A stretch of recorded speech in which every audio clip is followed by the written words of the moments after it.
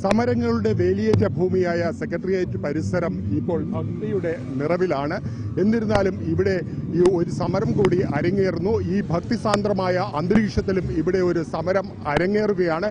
ദിവസങ്ങളായി police constable rank ലിസ്റ്റിൽ വന്ന ഒട്ടനവധി ചെറുപ്പക്കാർ ഈ സെക്രട്ടേറിയറ്റിന് മുന്നിൽ സമരം തുടരുകയായിരുന്നു. ഇന്ന് അവരുടെ അമ്മമാരും സഹോദരിമാരും ഒക്കെ തന്നെ അവരുടെ കാര്യം ഇല്ലെങ്കിൽ അവർക്ക് ഒരു തൊഴിൽ കിട്ടുന്നതിന്, ജോലി ലഭിക്കുന്നതിന് വേണ്ടിയുള്ള പൊങ്കാല അർപ്പിച്ചുകൊണ്ടുള്ള സമരവും ഒപ്പം തന്നെ പ്രാർത്ഥനയും ഒക്കെയായി അവർ കഴിയുകയാണ്. ഈ സമരവേദിയിൽ നിന്ന് ഇല്ലെങ്കിൽ സെക്രട്ടേറിയറ്റിന് മുന്നിലെ സമരവേദിക്ക് മുന്നിൽ അവർ പൊങ്കാല അർപ്പിച്ചുകൊണ്ടാണ് ഇന്നത്തെ പ്രതിഷേധം സംഘടിപ്പിക്കുന്നത്.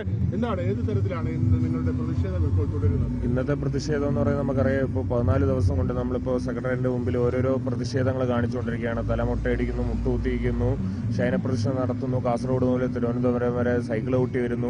അങ്ങനെ പല പല പ്രതിഷേധങ്ങളാണ് നമ്മളിവിടെ കാണിച്ചുകൊണ്ടിരിക്കുന്നത്. ഇന്ന് യഥാർത്ഥത്തിൽ ഒരു പ്രതിഷേധമല്ല. ഇന്ന് ഗവൺമെന്റിന്റെ സാമ്പത്തിക സ്ഥിതി ഭദ്രമാവാൻ വേണ്ടിയിട്ട് നമ്മൾ ഗവൺമെന്റിന് വേണ്ടിയിട്ട് ഒരു പൊങ്കാല ഇടുക. ഗവൺമെന്റ് സാമ്പത്തിക സ്ഥിതി ഭദ്രമായി ആവുകയാണെന്നുണ്ടെങ്കിൽ നമുക്ക് ജോലി തരാമെന്നുള്ള ഉറപ്പ് കിട്ടിയിട്ടുണ്ട്. അതുകൊണ്ട് തന്നെ ഗവൺമെന്റ് സാമ്പത്തിക സ്ഥിതി എങ്ങനെയെങ്കിലും ഭദ്രമാവണേ എന്നാണ് പ്രാർത്ഥന. കൂടെ നമുക്കൊരു ജോലി കിട്ടണം. നമ്മുടെ ഈ കാണുന്ന എല്ലാവരും നമ്മുടെ അമ്മമാരാണ്. അപ്പോഴത്തേക്കും നമ്മളെല്ലാവരും എല്ലാ പ്രാവശ്യവും ആറ്റുകാലും അതിന്റെ പരിസരങ്ങളിലും ഒക്കെയാണ് എല്ലാ പ്രാവശ്യവും പൊങ്കാല ഇടുന്നത്. ഇപ്രാവശ്യം ഇത് നേരെ ഇങ്ങോട്ട് വന്നിരിക്കുകയാണ്, സെക്രട്ടറിന്റെ ഫ്രണ്ടിലോട്ട് വന്നിരിക്കുകയാണ്. ഇത് ആദ്യമായിട്ടാണ് സെക്രട്ടറിന്റെ ഫ്രണ്ടിലോട്ട് ഒരു പൊങ്കാലയായിട്ട് ഞാൻ വരുന്നത്. തീർച്ചയായും സർക്കാരിന്റെ സാമ്പത്തിക സ്ഥിതി ഭദ്രമാകണം.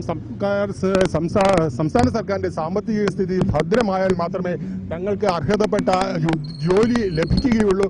അതിനുവേണ്ടിയുള്ള പ്രാർത്ഥനാ നിർഭരമായി ആണ് ഇവർ ഈ പൊങ്കാല അർപ്പിക്കുന്നത്. ഇവരുടെ അമ്മമാരും സഹോദരിമാരും ഒക്കെയാണ് ഈ പൊങ്കാല അർപ്പിക്കുന്നതിന് വേണ്ടി ഇവിടെ എത്തിയിരിക്കുന്നത്. എന്താണ് മക്കളുടെ ജോലിക്ക് വേണ്ടിയുള്ള ഒരു പൊങ്കാലയാണ്.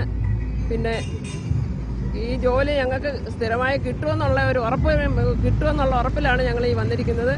ഇത് കിട്ടിയില്ലെങ്കിൽ ഞങ്ങളുടെ ജീവിതകാലം മൊത്തം ഇവിടെ സമരം കിടക്കാനും ഞങ്ങൾ തയ്യാറാണ്. ഈ സർക്കാരിനെതിരെ ഞങ്ങൾക്ക് എന്തിനാ ഇങ്ങനെ ഒരു ജോലി തരാതിരിക്കുന്നത്? ഈ കുഞ്ഞുങ്ങൾ എന്ത് കഷ്ടപ്പെട്ടിട്ടാണ് ഇത്രയും പരീക്ഷ എഴുതി ഇതെല്ലാം ആയി കിടക്കുന്നത്? ഞങ്ങൾക്ക് അതിൽ വിഷമമുണ്ട്, സങ്കടമുണ്ട്.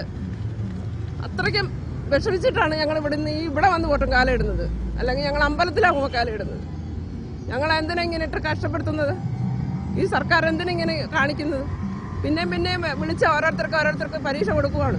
ആദ്യം വിളിച്ചവരെ ഒന്നും വിളിക്കാതെ എന്തിനാ ഇത് ചെയ്യുന്നത്? അതാണ് ഞങ്ങൾക്ക് അറിയേണ്ടത്. അതിനി എന്ത് വന്നാലും ഞങ്ങൾ ഇവിടെ കിടക്കാൻ തയ്യാറാണ്. ഞങ്ങളും കൂടെ വന്ന് കിടക്കാൻ തയ്യാറാണ്. അതിന് മാറ്റമൊന്നുമില്ല, അതിന് യാതൊരു മാറ്റവും.